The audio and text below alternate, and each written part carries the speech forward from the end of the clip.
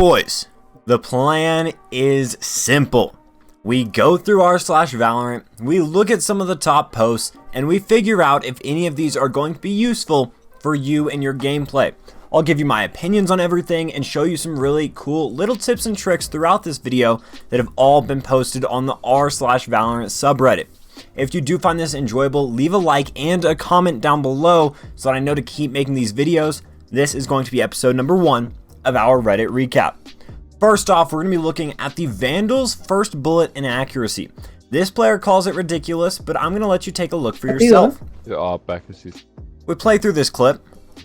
We're going to see this player find a Sova, and now they're both standing still, and if you look, the crosshair seems to be on, but the bullets don't. Every single bullet to the head misses. I'm not sure how exactly this happened, but obviously this first bullet accuracy is maybe not as accurate as we first thought. A lot of people were saying he got CSGO'd in Valorant, which I thought was pretty funny. Now, next up, we have this crazy trick that I think is one of those tricks that's only going to be used in like pro games, maybe once or twice. Basically, it's if you pick up the spike, you can plant the spike to cancel a weapon swap animation. So if you look, they're instantly able to shoot because they're planting the spike in between picking up these weapons. Again, one of those things that would have to be super situational and maybe not that useful, but pretty cool anyway. Next up, a post from Psychedelics, 8.4 thousand upvotes. And we're going to go ahead and watch this clutch right here. Right now it's a 2v5. We're going to actually skip ahead towards the end of it. Obviously he does get these kills. It wouldn't have 9,000 upvotes if he didn't. Now it's a 1v3 situation. He's lurking behind the enemies. Insane strat, insane play call. Gets one. Can he find the second? Fake teleports onto himself. Hopefully tricking the enemies. Grabs the second. And now ultimates. Where's he going to ult to? Looks like he's ulting to mid and then fakes the ult just to get away and comes right back to win the round. A free win in this platinum diamond lobby. That game is not looking too close. That's 7-1 now. I'm assuming that game ended 13-1 after that round. There is not much you can do. Next up, some Jett fan art. White Tiger of the South. Wow. Very impressive from Art. Sudal_art. Really cool stuff. I could never draw anything like this. So, really impressed. Very good. Very good. Next, when the other team says GG, but you're not done yet. Love my team's reaction too. Well, let's go ahead and watch it. Maybe a little warning, a volume warning here. We're going to skip ahead. Gets two. Other team saying GG. It's 13-14, which is kind of crazy. Gets hit with a tripwire. Wall goes up. Is he going to plant here or is he going to peek? Looks like he's going to peek and grab one. It's a 1v1 situation. He doesn't even have to plant. He just grabs it. He just grabs the clutch as if it was easy. Now, we have seen some cool plays, but next up we have a concept for some HUD indicator changes. So I've been playing Valorant since beta and I watched every single one of the patch updates. First of all, the ultimate orb indicator. I have serious troubles with the actual orb capture indicator because it's basically just a horizontal progress bar. Alright, so here are some changes they've suggested. An HUD orb would be animated, the middle orb would change for any of the spike rush orbs. Planting the spike, a new indicator. Another new indicator changes to blue when the spike lights up right before planting. And then diffusing the spike. Honestly, these graphics look pretty cool. I would not mind them being added to the game. I believe this is probably just going to be, yeah, spike diffusing concept right here. Just a little change so that you're able to see a little more clearly what is going on, how close you are, how far away you are. Same with these ultimate points. Whenever you're grabbing them, it's hard to tell if you're actually close to grabbing them or far away. So again, honestly, that's an upvote for me. Concept, I would like to see that in the game. We could watch this 1v6 clutch, but we're going to skip it. It's against Immortals. It's a great clip, but we've already seen a lot of clips so far. We haven't seen that many fan arts, and here's another sick fan art. And before I even looked at the skin, I looked at this weapon skin. This weapon skin is awesome. A white and purplish skin with some, looks to be teal and pink purple rainbows. Really cool. I like the gold bronze effect that it's got to it. Overall, I want to see more skins just like this in the game, and obviously a great fan art. Now, I just realized that Phoenix Flash can break through the glass on a Scent Garden. Really? I have never noticed this, but I've also never tried it. Could be a cool strat. Let's see this.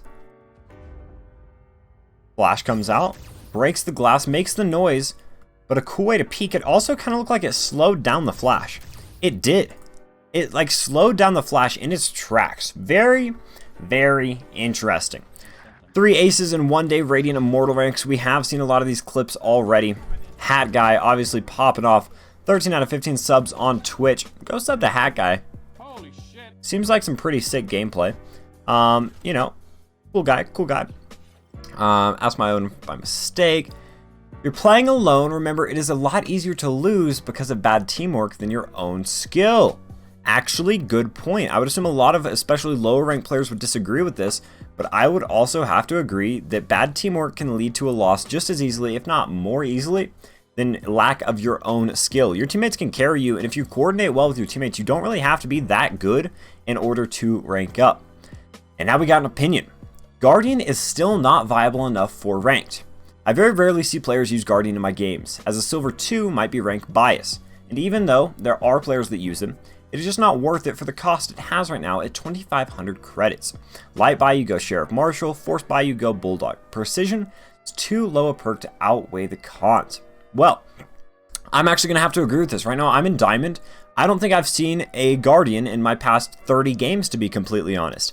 I never see this weapon used because it is not worth it. If you don't have the extra 200 credits to buy a Vandal, you're just going to buy a Bulldog, a Spectre, an Ares, something of the sort. If you're saving, you're still not going to buy the gun. You're going to go with the Sheriff or Marshal, just like this player is saying.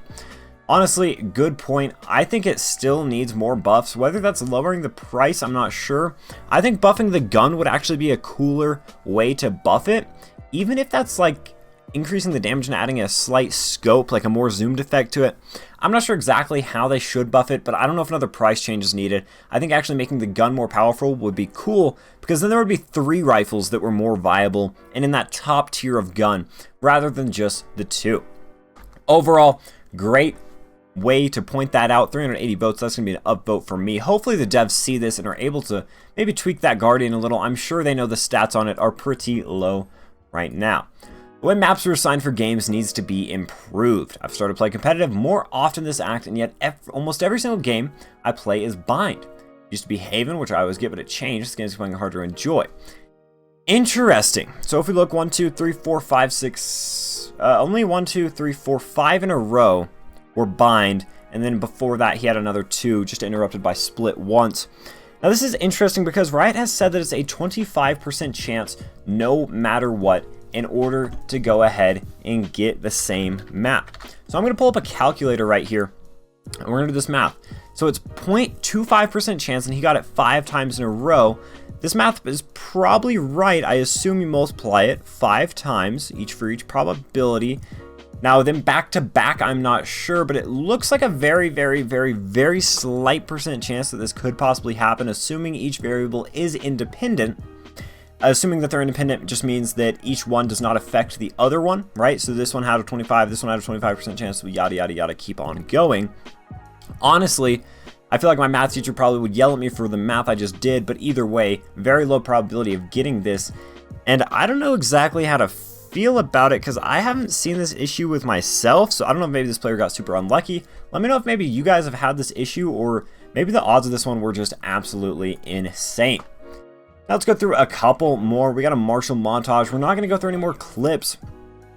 Interesting new post with 0 upvotes, but a decent amount of comments. So let's see. Let Breach's Aftershock kill Killjoy's lockdown. This makes sense. Aftershock is an explosion unique to Breach. Let it disable objects like this. It would be the perfect buff to Breach and would give a little bit of extra counterplay against Killjoy. Would force her to think before she plants randomly in a corner. A lot of people are saying this makes sense. I was searching it up last night, found nothing. This would be too OP and completely ruin Killjoy. I already ping Killjoy's ult and wallbang it easily. Yeah, I honestly have not found that much of an issue with Killjoy's ult. I feel like you can honestly take it out pretty easily with abilities, wallbanging, so many different things are just taking over that part of the map. Breach, I definitely think he does need an ult. He's not played very often, even though his win rate is very high. It's just because he isn't played very often right now. I don't know if this is the right way to do it. It's such a minuscule thing that would really just help him counter Killjoy. I would rather see a cooldown reduction for him or something of the sort. And now guys, we've hit 10 minutes, but don't worry, I didn't extend this video to 10 minutes just because I wanted ads. We get ads at 8 minutes now, so I am able to run however many ads I want on this video because it's 8 minutes. Don't yell at me for making it 10 minutes. That's going to be the end of this Reddit review, Reddit recap thing. Let me know if you want more of these down in the comment section down below. Thank you again for watching, and I will see you in the next video. We deserve it, we put the work in. We came together like a Sunday service. Patiently waiting, it made me nervous. I got demons and servants, they steady lurking. Mama told me I had greater purpose. Ever since I was little, I wasn't certain. I got to searching and I found it worth it. Look at my life, look at my life. Feel my pain. When it comes to me and you, we're not the same.